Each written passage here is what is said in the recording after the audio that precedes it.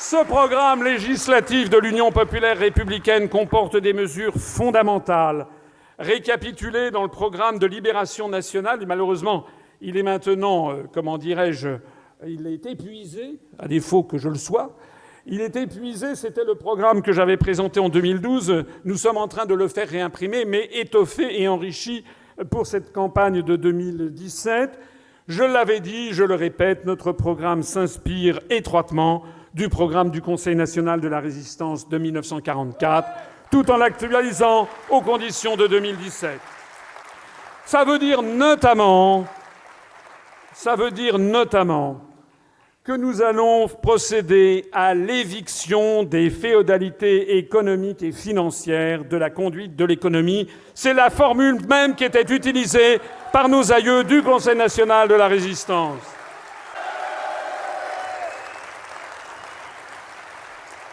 Nous procéderons à des économies substantielles avec une réduction drastique du millefeuille administratif.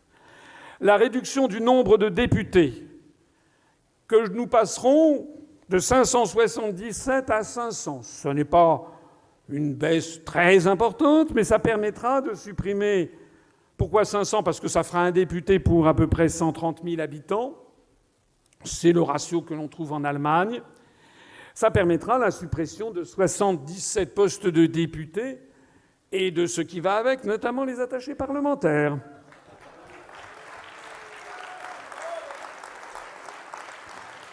Nous procéderons à la suppression de 74 députés européens puisqu'on n'est plus dans l'Union européenne.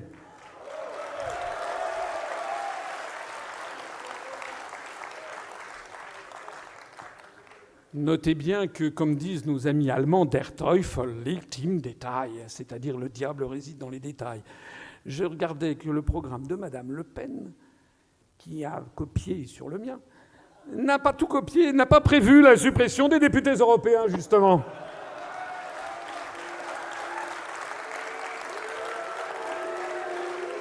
Je rappelle que tout ce petit monde est payé par les contribuables français. Et quand je dis députés européens, c'est non seulement les salaires, les émoluments, les transports, les secrétariats divers et variés, etc., etc., etc. Nous procédons également à la réduction du nombre de sénateurs de 348 à 100.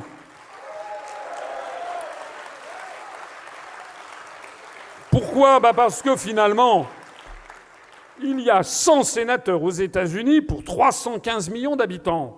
Il y a 69 sénateurs en Allemagne pour 82 millions d'habitants. Il y a 348 sénateurs en France pour 65 millions d'habitants. Cherchez l'erreur.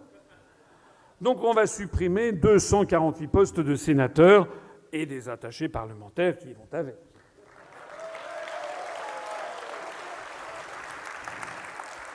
Je l'ai dit tout à l'heure, nous allons revenir aux régions de France métropolitaine d'avant la réforme Hollande, donc des régions de taille plus modeste, et surtout nous allons revenir sur les réformes de 1982. On réduira les régions au rang d'établissements publics régionaux, comme avant la réforme de Fer. Ça veut dire que nous allons supprimer 1757 postes de conseillers régionaux.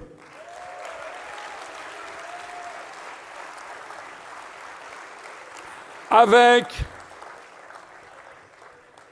les hôtels de région qui vont avec les secrétariats, les frais de mission, les voitures, avec les tableaux de bord en loupe d'orme, qui seront reversés au domaine et vendus d'occasion. On essaiera peut-être d'avoir des prix pour les adhérents de l'UPR.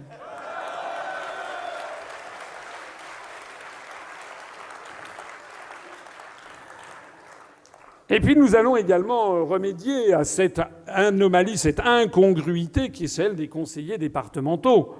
Je vous rappelle que M. Hollande nous a sorti d'un chapeau, il a sorti de son cerveau fécond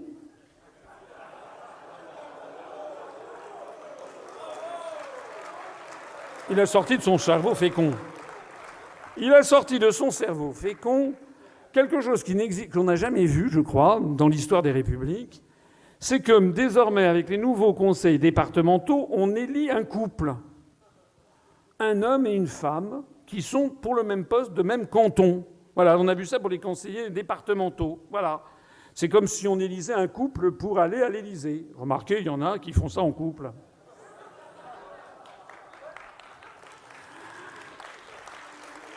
Alors, la situation est ubuesque, parce que vous avez un couple qui est sur le même siège, si j'ose dire.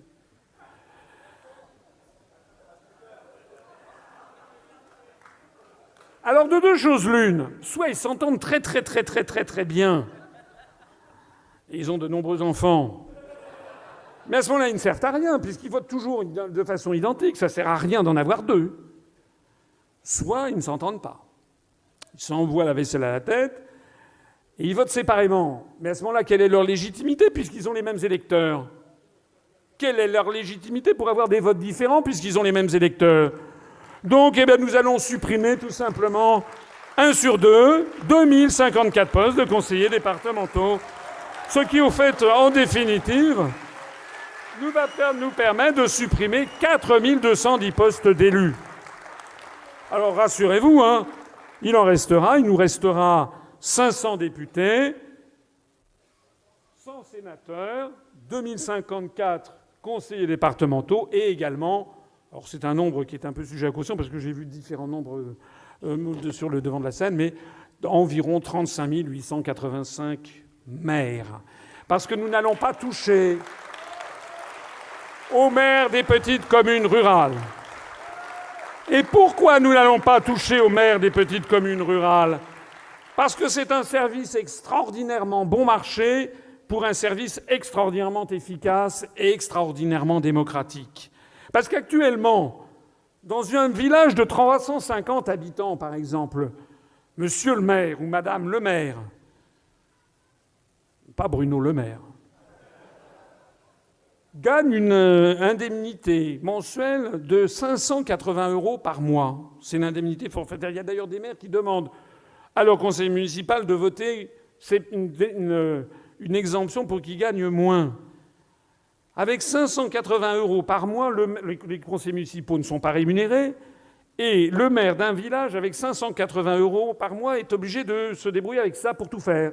Quand il va à la préfecture, à la sous-préfecture, avec sa voiture, quand il circule à l'intérieur de son village pour aller voir dans un hameau si une personne âgée qu'on n'a pas vue depuis quelques jours, si tout va bien, quand il est obligé de se déplacer sur un chantier, quand il est obligé de mettre peut-être de temps en temps la main à la poche parce que, pour un dîner du club du 3e âge, il faut acheter quelques gâteaux ou une bouteille de champagne supplémentaire et que ça n'est pas prévu au budget de la municipalité.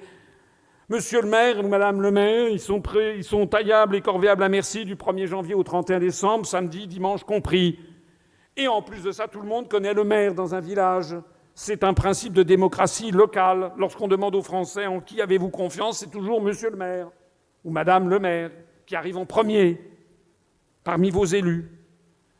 Nous allons remplacer ce système, si on les laisse faire, par la disparition des mairies, leur fusion par paquet de 30 communes dans un comté. Il ne manquera plus qu'un shérif à la tête. Et puis il y aura donc un fonctionnaire qui sera à 20 ou 25 km de là, qui lui travaillera du lundi 9h du matin au vendredi 17h, pas question de travailler le samedi et le dimanche.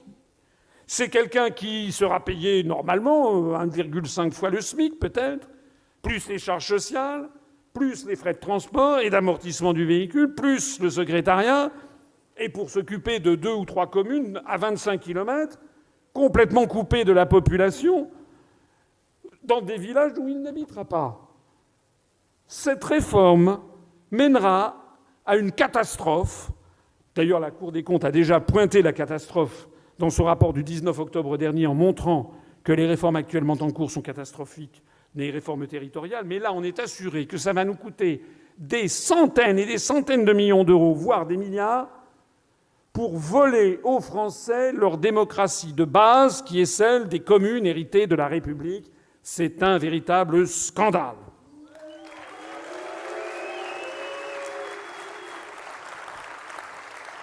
Nous pourrons ainsi, nous, réaliser des économies formidables. Tous les autres candidats vous proposent de faire des économies. Mais ce sont des économies pour rire.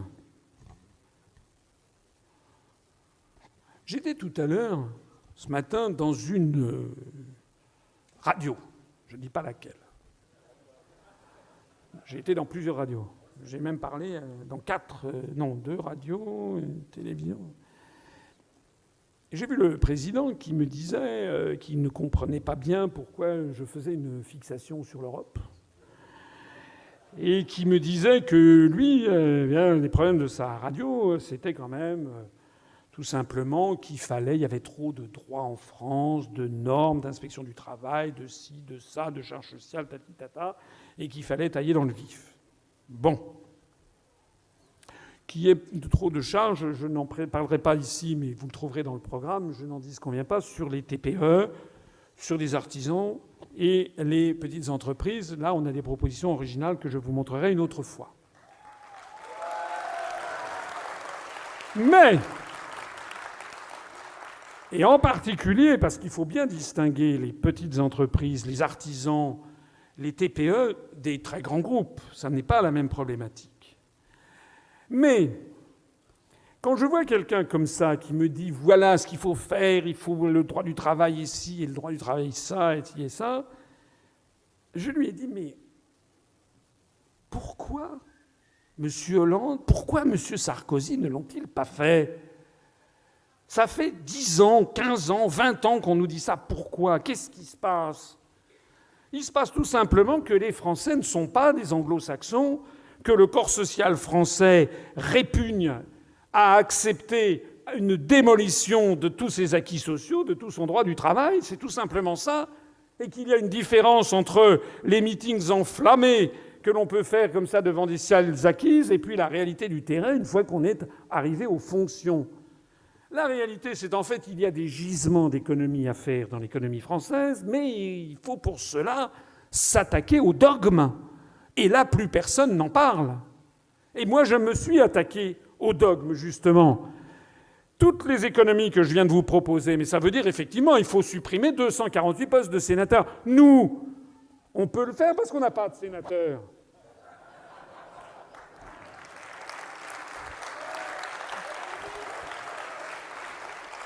Comme devant tous les grands bouleversements de l'histoire, seule une force politique nouvelle, jeune, qui n'a de compte à rendre à personne, peut en effet nettoyer et supprimer tout ce qui est les branchements, tout ce qui est accumulé par les années qui n'est plus nécessaire. Est-ce que vous voyez vraiment les Républicains, le Parti socialiste, où c'est une course lamentable en ce moment à qui va se placer. On a l'impression d'être au turf, alors lequel va gagner. Alors le grand problème à ce moment d'un certain nombre de députés, c'est qui va gagner entre Hamon et Macron. Niveau d'intérêt général, 0. Vision de la France, 0. Vision de la France à 40 ou 50 ans, 0. La seule chose qui compte, c'est leurs pommes. Alors moi, je m'attaque justement à ce millefeuille administratif. Nous avons chiffré les économies à réaliser, et encore, ce sont des économies à minima, à 347 millions d'euros, rien qu'en supprimant les postes de députés, de sénateurs, de conseillers départementaux et régionaux, plus 4 milliards d'euros d'économies en supprimant les hôtels de région et toutes les interventions non nécessaires des régions, plus la réduction du train de vie de l'Élysée de 35 millions d'euros. Tout ceci nous fait déjà une réduction de 4,4 milliards d'euros par an.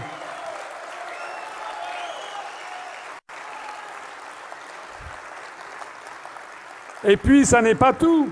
Ça n'est pas tout, puisque, comme vous le savez, nous sortirons de l'Union européenne, c'est-à-dire que les économies directes, c'est 9 milliards d'euros supplémentaires par an.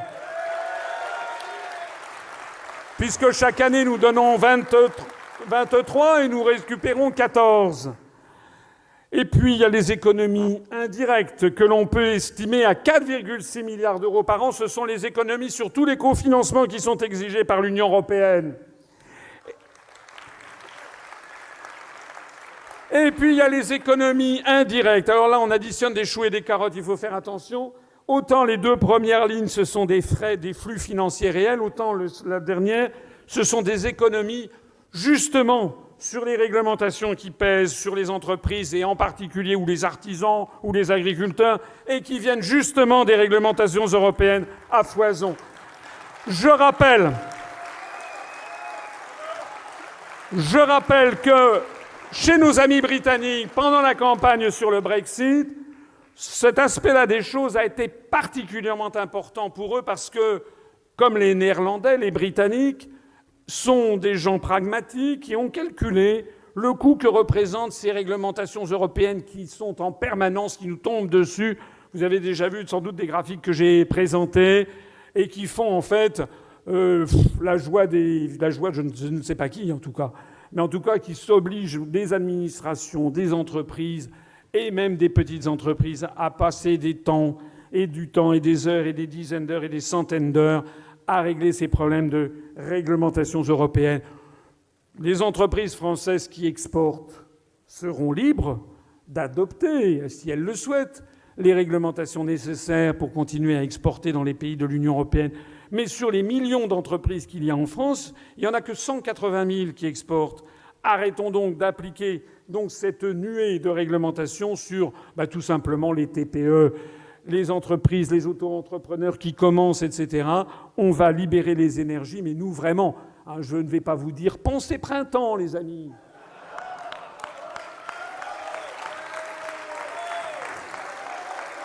Le total des économies directes et indirectes, ça fait 52,3 milliards d'euros par an, en plus des 4,4 milliards d'euros par an. Et puis c'est pas tout.